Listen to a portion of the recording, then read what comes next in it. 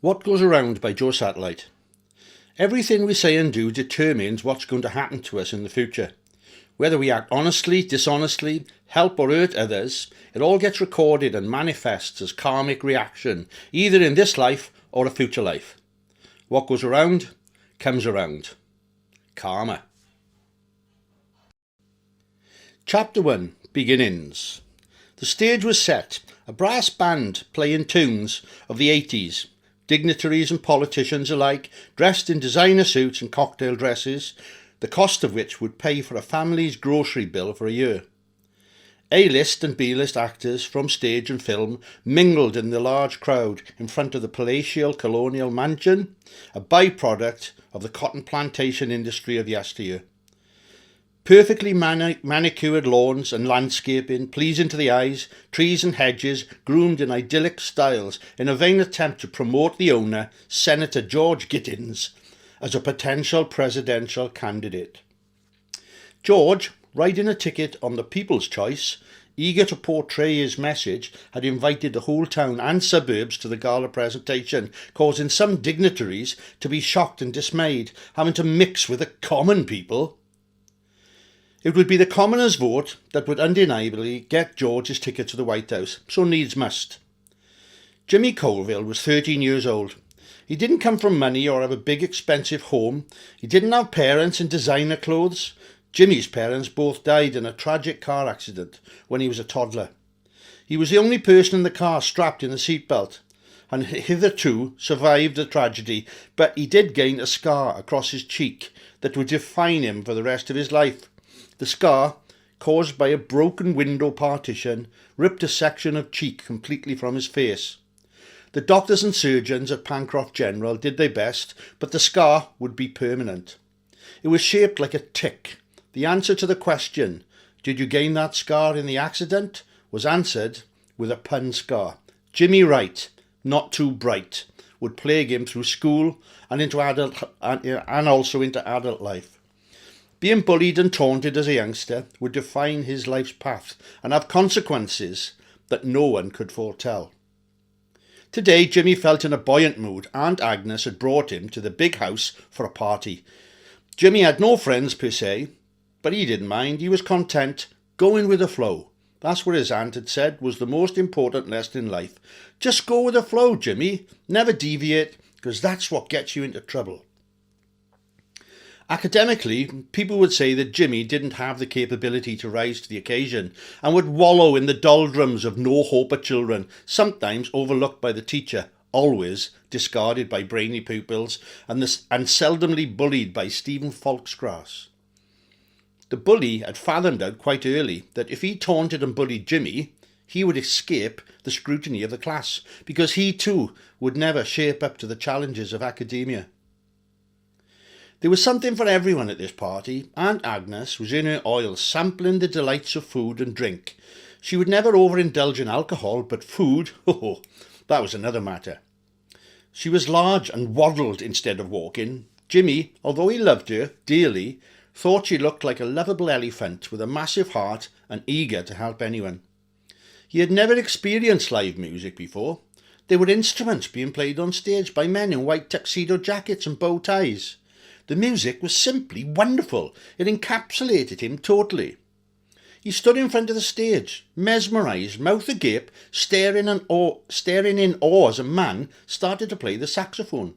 He'd never heard anything like this before. The man's fingers were hardly moving, but the sound he was creating sounded like a human voice singing. The band abruptly stopped playing. There was a big drum roll and a crash of cymbals, and a man dressed smartly came to the centre of the stage and picked up a microphone, his voice initially screeching and whining, but then just loud. Jimmy concluded that it was the man's party. He was thanking everyone for turning up and talking about votes or something. Jimmy lost interest and started to wander. The mansion's grounds were full of people laughing and shouting, making merry. Jimmy concluded that a lot of them were happy because everything was free. A man walked up to him with a tray of yellow balls with chocolate and full of cream. "Some profiteroles, sir?" he asked, but the name was unknown to Jimmy. He didn't understand it and just shook his head. "They did look nice, though. Why couldn't they just call them chocolate balls? If they were called chocolate balls, I'd have taken the lot. He continued to wander like a lost sheep, occasionally spying on his aunt. She was in deep conversation with another large lady. As he turned back to face the direction that he was travelling, a face that haunted his dreams appeared, just inches away from his own. "Who said you could come to the party, Jimmy Wright? Not too bright."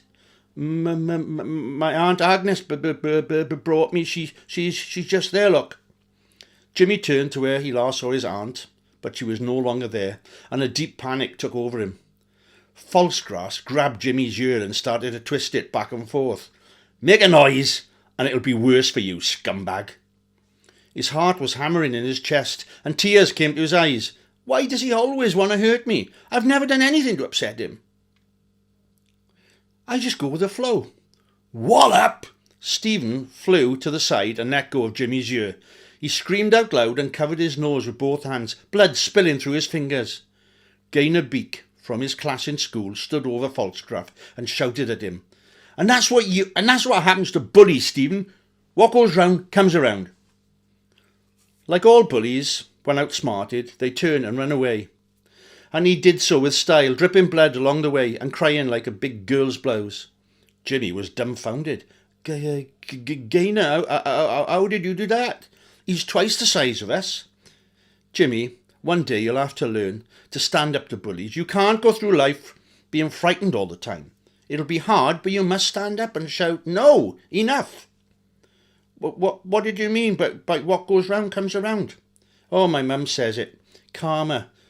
Buddhists believe that everything has consequences. If you're bad in life, bad comes back to you. And if you are good, well, in theory, good things should happen.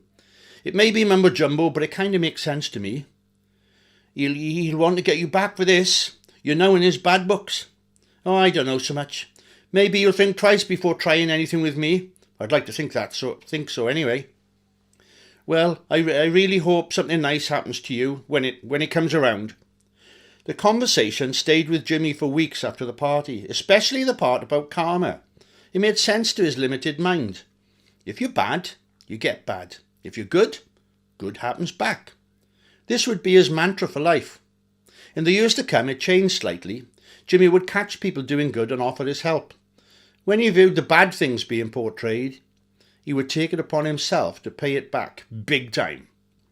He also made a vow to himself, never again would he let a bully walk on him. He decided the library was his first port of call, books on self-defence. The first book that caught his eye was called The Art of Reclination. He didn't understand the title, so he read the blurb at the back of the book. He read it a few times before he got the gist of things. So, if I practice how to dodge, duck and weave, and study how the bully is standing when he's likely to throw a punch, I can learn to protect myself. At home, he read the book from cover to cover and studied the pictures on stance and evasion. It was a starting point, and it did serve him well over the coming years, but it was not the best source that he had by no means. Several weeks after the party, his nemesis cornered him across the road from the barber shop. Stephen had spied Jimmy ambling down the street and bushwhacked him, forcing him down the alley. "It seems I owe you a broken nose, Jimmy Wright, not too bright." He swung a right hook towards Jimmy's face, but Jimmy noticed the change in his opponent's stance a millisecond before and positioned his legs to allow him to recline backwards and tilt his head, evading the punch completely. The rest of the dance went downhill drastically. Chapter 2. Bill Bryson. William Bryson was 57 years old, but looked 20 years younger. Bald at 20, but fitter than most half his age. Ex-Marine, ex-Special Forces, Intelligence Corps, and last off, licensed bodyguard, usually to oil sheiks. His wife Maureen passed away at the age of 47 while he was on a mission in the Middle East. Following her death, his enthusiasm for his trade diminished to barely a few days of contracting over the last year. He spent most of his spare time still going to the gym, running and keeping busy, trying to maintain his home in the rather exclusive cove of Bantam Bay. Unlike some of the homes around the coast, his was meagre in comparison and in dire need of a makeover. Saturdays were his treat day, where he would venture into town and have a proper shave and a meeting with an old work colleague.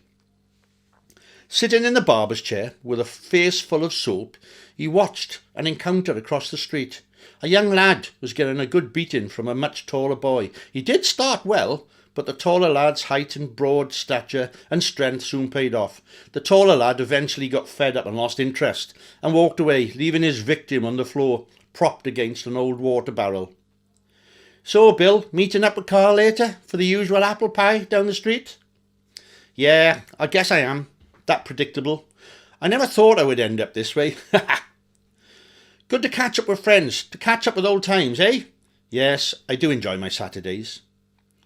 After the shave, Bill asked for his usual aftershave balm, paid the man and got up to leave. "See you next Saturday." He crossed the street and stood statuesque in front of the boy. He didn't say a word, even though the boy was in a bad way. A nasty gash above one eye, a swollen lip, and possibly a missing tooth. Eventually, the young lad just burst into tears, shaking violently, sobbing, and trying to stop his nose from running. "What's your name, lad?" "Jimmy Colville. Pleased to meet you, sir," sounded almost farcical through the tears and sobbing. He was out of breath and shaking, the adrenaline still in full effect. Bill offered his hand. "Bill Bryson. You need some help, Jimmy?" Bill accompanied the lad. He needed to complete a chore picking up some groceries for his aunt. Following this, Bill drove him home in his SUV. Jimmy, full of voice, explained his situation regarding the fight, the bully and his attempts at learning self-defence. "You did right to make a stand, lad, though sometimes it's better to run and fight another day. But shouldn't you always stand up against bullies?" "Yes, and you should." Jimmy was reluctant to leave the vehicle, but started to gather the groceries. "Listen, lad, if you're serious about learning to protect yourself, I'm thinking about starting a new project, training youngsters how to look after themselves. Not just how to handle themselves in a fight, but in all situations. It'll be a tough course, and I'll expect a fairly big dropout. Are you up to the challenge?" How much will it cost? My aunt barely has enough money to feed us both." "There'll be no charge, Jimmy, just an expectation that you can go the full 9 yards." "I can do the 9 yards." Not really understanding what it meant. "Okay, I'll be in touch soon." It was a full 3 weeks before Bill got in touch, but the excitement that Jimmy had was palpable. There were 3 other boys on the course. The first meeting place was on top of Staircase Mountain, in an old factory building that used to manufacture small clay potteries and garden gnomes. Bill was not punctual, and the boys eventually started talking to each other. One boy was taller than the rest, but he seemed and talked younger. Gary wore old denim trousers that had seen better days. His shoes were full of holes, and he wore no socks. He also looked as if he needed a bath, with grimy hands and face, and a greasy mop of red hair. Anthony was shy and overweight, but he looked as if he'd been dancing with Stephen Falkgrass, a big black eye and a scar running from his cheekbone to his chin. He was immaculately dressed, in a complete parody to Gary. The third lad wouldn't talk, nor even to give up his name. He was about the same size and weight as Jimmy, with dark hair and the darkest brown eyes that Jimmy had ever seen. It almost made him look demonic. Bill entered the building. "Okay, trainees, ready to start?" 2 of the 3 boys uttered a yes. "Yes? You will call me sir, do you understand?" This time, the 3 answered in unison. The first lesson seemed ridiculous to Jimmy. It felt like dancing. Each boy had to copy the trainer's movements. There was a lot of shouting from the trainer, but after almost 2 hours, all danced to the same non-existent tune.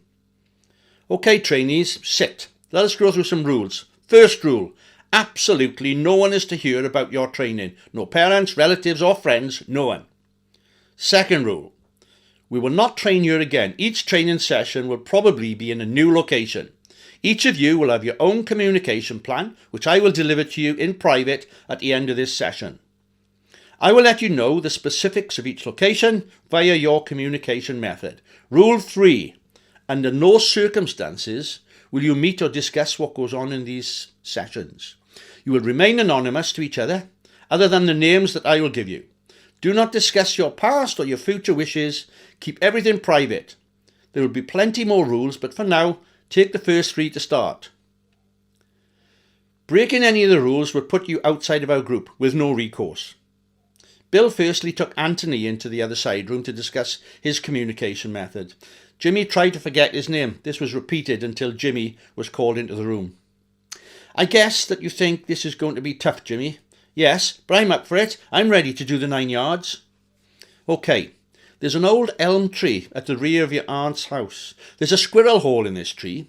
I will leave a message there for you within the next 10 days. When checking for your message, you'll need to mimic climbing the tree. I will change your communication method in the near future. Again, do not discuss your personal details with other trainees. Go now.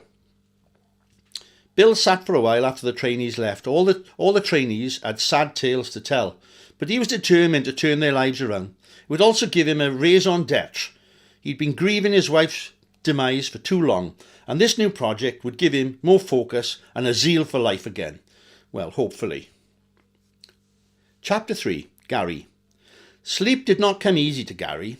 For some years, his mother, drowning in depression and guilt at being a single parent and not fulfilling her duty as a mother, bounced from one bad relationship to another. The men she seemed to be drawn to were downtrodden, lost souls, just looking for a one-night stand that inevitably turned into a week or 10 months on one occasion. Recently, they'd upgraded from a state-run hostel to a small rundown trailer, home to ants and flies, and even a raccoon had once stayed a night, but left after a drunken shenanigans of his mum, Mavis, could muster without a blinking of an eyelid. Gary would stay out playing alone most nights until the trailer park lights came on, and even then he had to drag himself reluctantly to the doorstep, praying to himself that his mum was alone and drunk, and that there was food in the cupboard. Tonight, however, there was a party atmosphere. Mavis was up dancing in the centre of the room, a lewd attempt at being sexy, hips undulating to simply the best, though perhaps not on this occasion, Gary thought.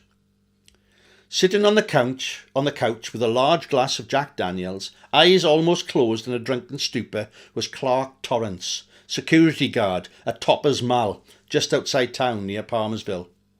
Hi everyone, just going through to bed, feeling so tired tonight. Good night all.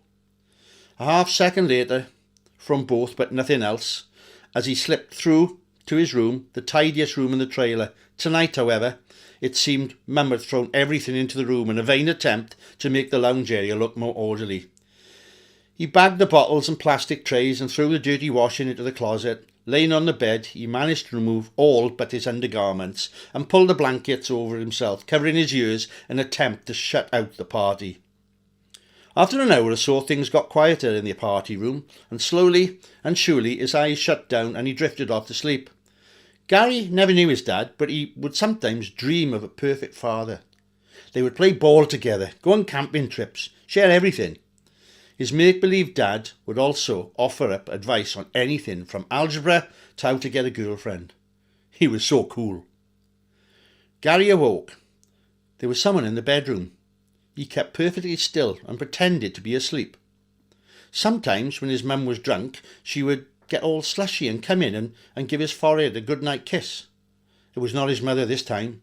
He could hear someone breathing quite heavily.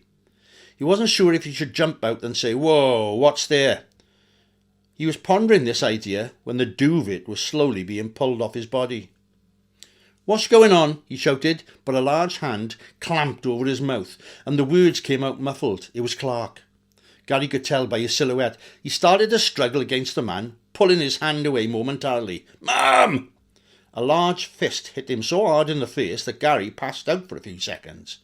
When he came to, Clark had turned him over and was pulling at his underpants.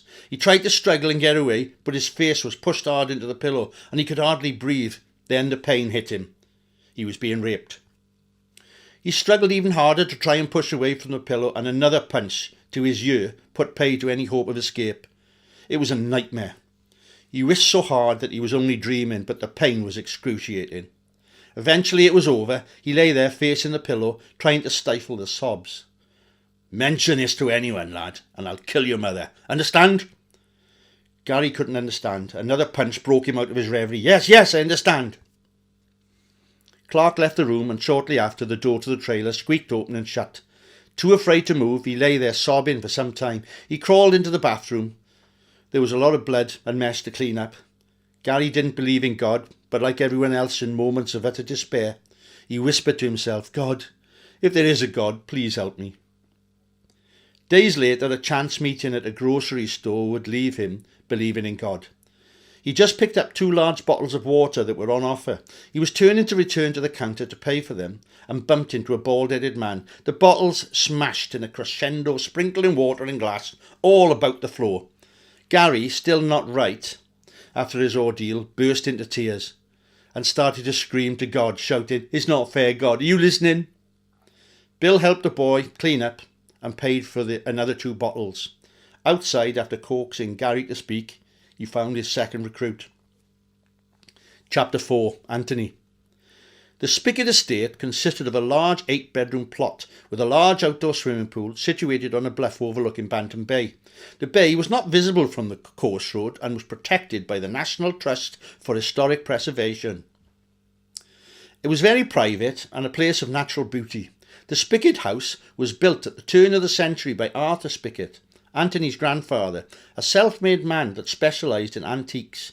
He would travel the world seeking out all sorts of items, including furniture and jewellery, and before he died in 1946 of natural causes, his real money came from dealing in art. His son Edgar had no delusions of grandeur or any entrepreneurial spirit.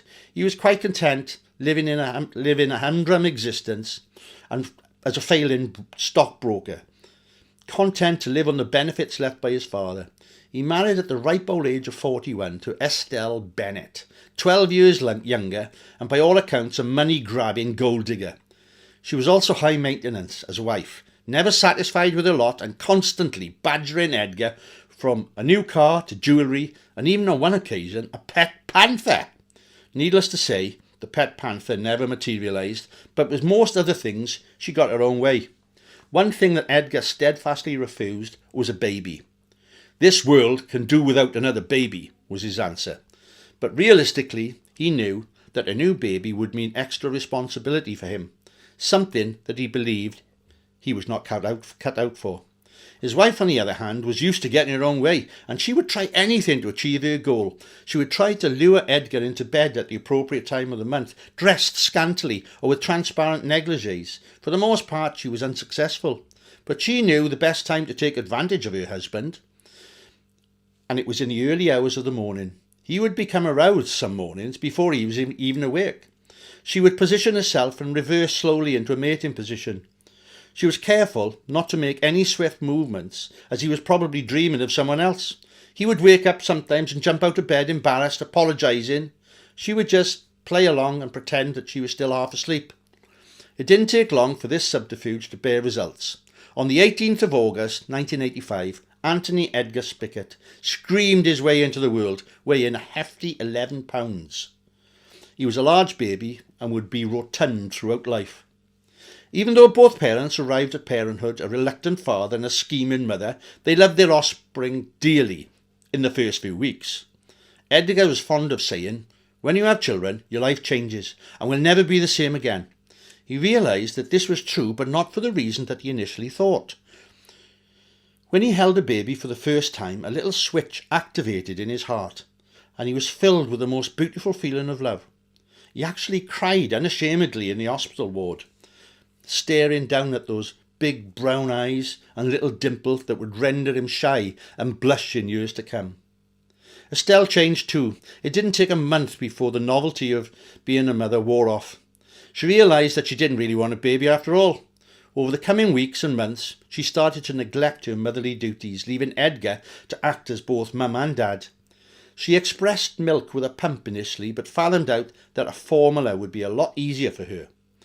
Edgar was the nappy changer, consoler and feeder during the nights. In fact, everything, including the washing of the baby's clothing and nappies, walking with a pushchair in the park with all the other mums in the neighbourhood. It was a full-time job, and soon he had to give up his job as a stockbroker. His boss, in truth be told, was secretly glad, as Edgar was more of a liability at work. Edgar moved out to the family bedroom under the premise, "I don't want to wake you up if Anthony needs feeding in the early hours." That was the first step in the drifting apart process. Estelle found that she was interested in tennis and joined a local country club. She soon started to be coached in the sport, and not long after, additional horizontal coaching. The coach, Barry Masters, was a good-looking man. She was attracted to him subconsciously, as he was exactly like her, a gold-digging manipulator. She kept their affair secret as the years passed, but became totally reliant on him, being there for her any time, night or day. Anthony grew to hate his mother, her never-ending excuses on how she needed to go out for this or that, and coming home late at night looking bedraggled like a worn-out tomcat. His dad may be naive, but he was not. It was more than apparent that his mum had no intentions of keeping the family fire alight. He saw her as a spoilt, self-indulgent woman that was lodging in the same house. No matter what she got up to, Dad was okay with it, or so it seemed to Anthony. A fateful day in June put pay to any hope of happiness in the Spicket home. Dad was in a turmoil in the laundry room, trying to replace a broken outlet pipe on the washing machine.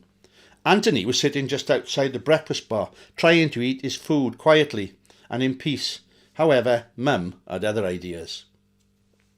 "Look, Edgar, it's only a 7-day course, and this will improve my tennis skills no end. Barry thinks that I could go professional with additional training, and I want to go." "It's Anthony's birthday on Wednesday. You need to be here for him, for God's sake. You're never home these days, and you pay very little heed to your son's needs. Surely you can see that he needs his mother on his birthday." "But this course is a chance in a lifetime for me. This type of course comes around every 5 years. I'll be too old by the next time. Anthony has a birthday every year. Surely he can get by one without me." "Okay, go, you shameless poor excuse of a mother. I hope you get what you want, and you can..." Sitting outside, Anthony paused the spoon of Cheerios halfway to his mouth. He wondered what his dad was trying to say. He leaned to the side and popped his head into the doorway. His father, on the floor amidst the tools of washing machine parts, was red-faced, his eyes gaping wide as if in disbelief. He was clutching his chest and rocking ever so gently, but the expression on his face was one of pain. He couldn't catch his breath. While he was looking up in the face of his wife, trying to get help of any kind, Estelle just stood immobile, staring down as if in a trance. "Mum, the phone, quickly!" Eventually she sauntered over to the phone and dialed 911, incorrectly, 3 times. Anthony thought, how can you misdial 911? It took only 7 minutes for help to arrive, but his father was pronounced dead after failed attempts to resuscitate his heart. The funeral came and went in a blur. Anthony wandered around the house from room to room, half expecting to see his dad in familiar roles, spreading butter on toast or vacuum up the lounge. Each time the awful truth hit him full force in his young heart, he was all alone, and he would need to fend for himself. He couldn't rely on his mother for any help, be it emotional or any other kind. She put on a sad face during the funeral, but she didn't look pained, and it was lost by the end of the day. But it was soon replaced by an indifference and a smugness. A set of new rules were laid out for Anthony to abide by. They mostly surrounded the times when Barry was visiting. She needed 100% privacy. He was to stay locked in his room. As a matter of fact, Barry put a deadbolt lock on the outside of his bedroom door, and it was often in use. Initially, the lock would be barred for an hour or two, but this increased substantially. Some days, Anthony was barred from leaving for so long that he had to resolve to urinate out of his bedroom window. It was so embarrassing. One time, he was caught halfway through the process by a neighbour. Once started, he had to complete it. Bill, the neighbour from 2 doors down, just looked concerned rather than aghast.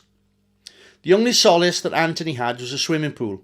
It was his escapism, his perfect place to dream of better times. He was not a good swimmer, but he would venture down the deep end and somehow splash his way out of trouble to the safety of the shallow end. One evening after a leisurely pool session, he was making his way through the kitchen area to the hall, where he would return to his prison bedroom. He stopped in his tracks. Mum and Barry were talking quietly in the hall, and he heard his name mentioned. "So where's all the money? You told me that Edgar was loaded." "It's not my fault, Barry. The terms of the will state that all the money is in a trust for Anthony until he comes of age. There's a pittance that I get to run the household, pay bills, get groceries, but this isn't going to give us the high life. What if something were to happen to Anthony? Would the money come to us? I mean to you then? I guess so. Anthony bumped into a pedal bin and the conversation ended abruptly. He walked to the stairs and climbed to his room, eyes on him.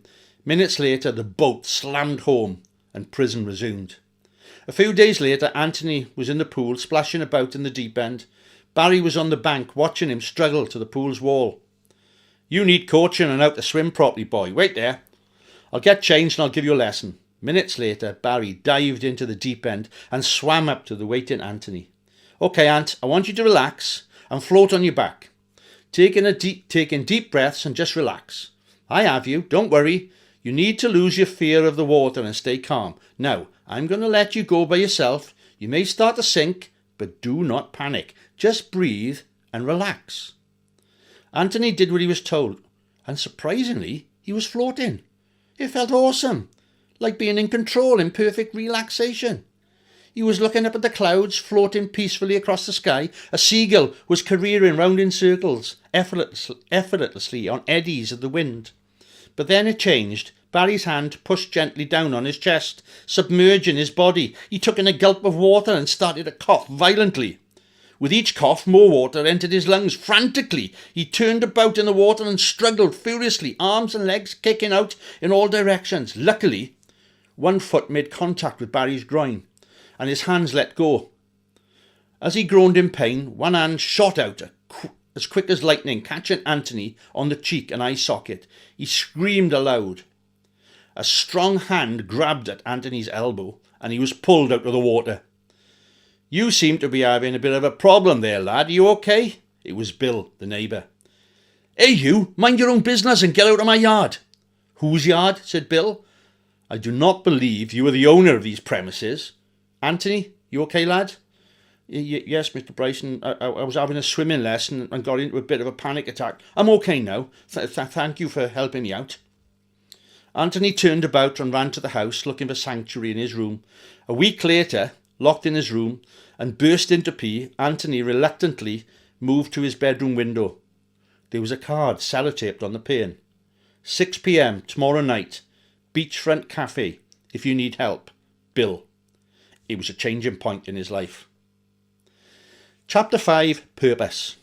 The death of his wife changed Bill in many ways. Up until that point, he was content with his lot. He was probably the best of the best within his field of expertise, always looking for new ways to excel. He was content with a minimalist social life, his work taking him from contract to contract, sometimes taking up to 2 months to complete. Returning to the comfort of his home and the arms of his beloved wife was always crucial to his career. She was by far the best thing that ever happened to him, and from the first meeting and date to the short engagement and subsequent marriage, coming home was a great pressure release. All the tension would dissipate, slowly at first, but then, like a crescendo, a tsunami wave in the lovemaking, which ended up in the most incredible love cuddles. Following her untimely demise while Bill was away in Dubai, he had researched and with the help of the family physician tried to piece together her last moments at home, alone. By all accounts, Maureen passed away in the early hours of Sunday the 11th of February at approximately 4 a.m. She would more than certainly come to consciousness from sleep with a severe headache.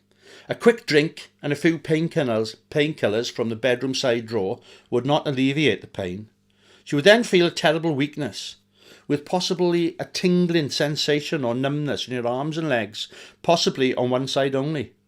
She would undoubtedly feel a high level of anxiety, and this would lead to nausea and vomiting. Changes in her vision and balance, difficulty in speaking, or even understanding speech. The telephone handset in the bedroom was off the cradle, beside the pillows. Maybe she had tried to ring Bill's emergency contact number. But fine motor skills at this point would have been out of the question. Finally, her body would be racked with seizures that would last from a few seconds to a few minutes. The post-mortem identified a hemorrhage in the brain as the cause of death. Grief for Bill was never ending. He was not responsible for her death, but not being there for her when she needed him most left him feeling beside himself with blame. Initially, he just wandered like a lost soul, day to day in a cloud of misery, going through the motions of life, but not partaking in any way. Along with the grief, he also felt angry. Why could a saintly woman, whose every purpose in life was to make things better for every person that she came into contact with, be taken away from humanity, and hateful, despicable people be allowed to live with apparently no consequences? Not really religious, Bill believed in good, not God. If you're good in life, then good comes to you. If you're bad in life, suffer the consequences. But even this belief seemed to fade away for Bill. Like a lot of people in life, they need something to spark up the human coil of belief, something to awaken justice and fair play. It happened one Saturday morning opposite the barber shop. He had witnessed a bully beating on a small lad, and during that conversation with Jimmy, he realised that this young lad was good through and through. He didn't deserve this treatment. What if I could train this lad to exact vengeance and possibly stop further acts of bullying from the thug in question? He offered his services to Jimmy, who jumped at the chance to train and put things right against his aggressor. Of the many faceted sides of the work that Bill had mastered in his profession, one that came naturally to him was observation. He sat in the restaurant, positioned himself equidistant from all possible exits, and also with a perfect view of the room. Back to the wall, within minutes, he would analyse every person in the room. The chap in the camo jacket was feeling nervous, apparently trying to mimic a yawn, virtually impossible. The lady opposite him, her own body language showing that she too was nervous and uptight about something. Most of the other clients he washed over, dismissing them for now. There was one man, however, that was causing Bill's Spider-Man senses to scream. He was shabbily dressed in an overcoat that didn't fit, far too large for his frame. He had red hair and looked bedraggled, in need of a shave. His shoes were scuffed, laces undone, but the thing that was screaming to Bill was the man's eyes. They were darting around the room, going from the door to the till and back again, over and over, as if rehearsing what was about to expire. Simultaneously, Bill and Mr. Redhead got up from the tables and headed towards the checkout. The man had not purchased anything, so why go to the checkout? The man made his move. He opened the trench coat and withdrew a small sawn-off shotgun. He swung it up at the cashier. "Cash! Give it to me now, all of it!" Bill approached the man, who didn't see him shadow his own movement to the checkout. He quickly swung the shotgun in Bill's direction. "Get back, mother blapper," he screamed. Change that word for you. Bill stopped walking, but stood still in front of the perpetrator. "Now, do you think that you can use that thing? Is it even loaded? Look, the safety is still on." There was no safety, but this caused the man to look down at the gun momentarily. Imagine the shock when the shotgun suddenly turned and was now facing him. Bill's responses to aggressors in all situations were explosive, to say the least. One quick rabbit punch to the throat left the man wheezing for air. Within seconds, one arm was pinned behind his back, locked and positioned in such a way that a shoulder could very easily pop out of joint. "Now, I'm going to walk you outside for a little chat. If you struggle, your shoulder will cause you so much pain, you will probably piss your pants. Do you understand?" Yes, I understand. I'm sorry." Sitting in the parking lot, away from the glare of the customers inside, Bill questioned the man. Observing him from inside, he had already decided that the man was not a criminal, just a man who had reached rock bottom and was trying to get out by any means. He abandoned all logic to necessity. His name was Norman Landry, a veteran, returning from Afghanistan to find his wife shacked up with in his family home with his brother. Not having the wherewithal to challenge his brother, he moved out. Initially to a hostel was the only refuge, along with other veterans, it seemed.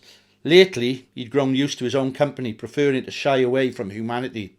He had a comfortable bridge to shelter from the rain, but it seemed that a number of vagrants owned the rights to this form of shelter, forcing him to live elsewhere. He struggled with PTSD and soon, using the last of his money, purchased a shotgun from a pawnbroker. This would be his last chance. This story was all too common. Bill had seen it with his own eyes. At least 2 former colleagues had gone down the same road. He had managed to help one and put him on the road to recovery, but Alan, one of the best Marines Bill had ever served with, was found in an alleyway, OD'd, preferring to go out with a bang rather than suffering the day-to-day challenges of life.